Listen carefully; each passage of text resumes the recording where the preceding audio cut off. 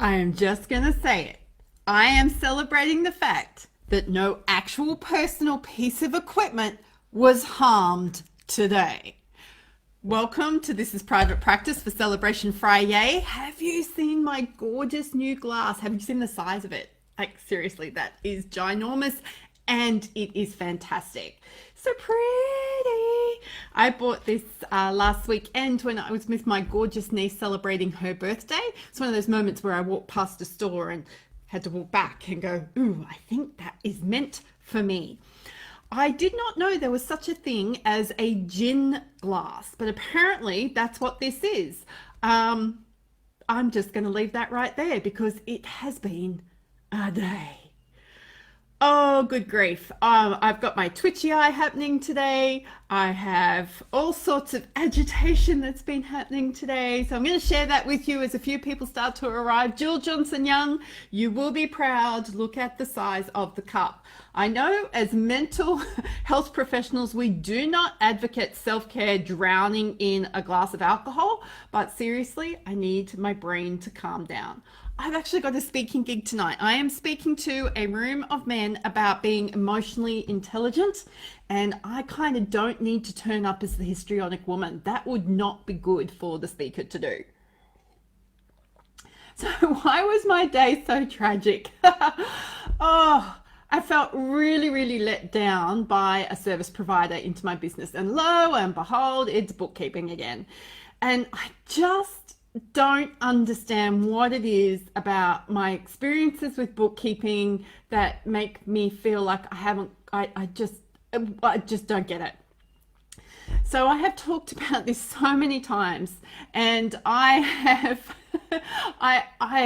continue to be mystified as to when we onboard a new bookkeeping service, then they tell us that it's easy. We're not asking people to do anything untoward or unusual or complex or difficult, yet we seem to have difficulties in getting work done and messages read and information processed. And it just really upset me today because I, of course, being the smart, savvy, ambitious, perfectionistic business owner that I can be, have asked the question, what is wrong with me? What am I doing that's always so wrong? And then the super control freak in me wants to go and become a bookkeeper so I can actually understand what it is that these people say that they're going to do, because I wonder if it's my expectations not being met.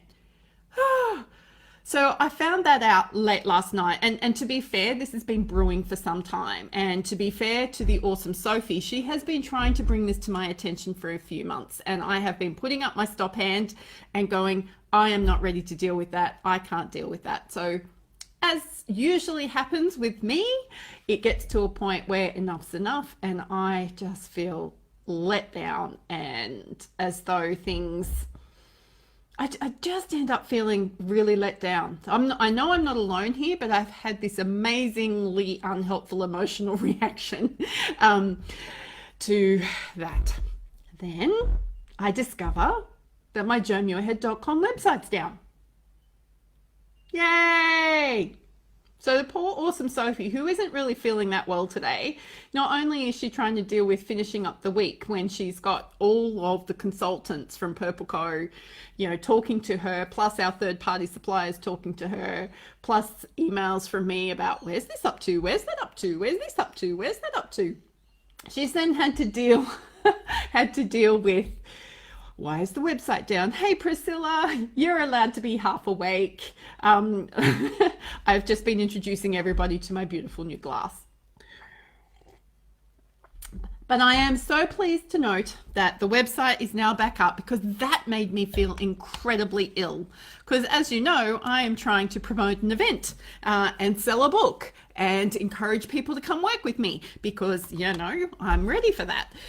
So not having a website, or having a website that's not working for you in this day and age, is not good, especially when most of your marketing is being done online. However, Some advice that I once received from the fantastic Nicola Moras, and we all know who she is, was to use another platform like Lead Pages. Now, I have been questioning the spend on Lead Pages for a long time, but I was too lazy and didn't get around to cancelling my annual membership or subscription renewal. And I am so grateful that I didn't, that because this is the whole point why other mechanisms like Lead Pages exist, so that if your site goes down, you don't lose all of your sales mechanisms or your information mechanisms. So I'm kind of grateful today for my lazy taxes that I paid to Lead Pages, because it allowed me to have a little sense that, okay, all is not lost here today. Yes, we've got the problem fixed. Yes, the website is back up, but wowzers, that was doing my head in. And just talking about it, my eye has gone all twitchy again, which is an indication that it is the end of the week. I am tired, but I'm going to be upbeat and ready to go and ready to share with some snaggy gentlemen. Yeah, wonder if you know what a snag is, what emotional intelligence is, why it's important, and how we can all benefit. I actually think when most people these days are saying, I want better communication, I want more communication, what they're actually asking for is increased social awareness or increased emotional intelligence around a situation. So I'm going to speak into this a little bit longer, more often, because I just assumed that this was common knowledge, but it's actually not. And just because we're health professionals or mental health professionals doesn't always mean that we're operating from a place of social and emotional intelligence, because we're often dealing with people with pathology and they're a long way before they're ready to deal with that. I've been speaking into social and emotional intelligence for years, purely because I work with people around their cognition. And I'm constantly helping people regulate and modify their behavior to become more socially appropriate. So for me, this has kind of been like, oh, people don't know this. So there we go. We might look at including that into the Success Mindset Masterclass somewhere. That event's pretty full. We'll work it out. Maybe I'll do it as a bonus webinar. Anyway, we don't need to go into that now. So what else can you celebrate with me today? What else can we celebrate? I need some celebrations, people. So I'm going to celebrate Rebecca McMurray. I'm going to give her another shout out because, you know, she's fabulous. She's been working on, I don't know if you saw her post on Facebook today, but the statistics that she was talking about, they were for me. Yeah, so thank you for working really hard on that and for making sure that my brain didn't have to try and work that out. That was really fabulous. Thank you, Beck McMurray. I'm really pleased about that as well. Hey, Jill Johnson Young, you're celebrating your new book being ready very soon. That is pretty cool. I mean, how many? We actually have a prolific author in our midst, that being Jill Johnson Young. She takes time and attention to write for children and gets books illustrated. She's writing her big book, as she calls it, on death, dying and grief, which are all different, and which I'm really looking forward to this book being available because I know the value of her work. So that's pretty cool. So what else are we celebrating today? I am going to I know what I can celebrate. I have just secured 4, possibly more, but at least 4 speaking engagements for a women's community here in Sydney. It's actually a national community, but the things I'll be doing are based in Sydney. So once a quarter, I am going to be presenting and workshopping with these women around looking after yourself in the midst of all of the stuff and things that goes on in our lives. I'm really, really pleased. And I am so excited that this community of high-performing, ambitious women have recognized the need to be talking into self-care and not just mani-pedis. Priscilla. Priscilla, I want to say a massive thank you to you for responding to my blog post that went out today. I am so glad when you write blogs, when people respond to your blog, it makes you feel like you are actually making a difference. So I know lots of people read them. I can track all of that stuff, but to actually have somebody take the time and go, I really needed to read that today, has blessed me.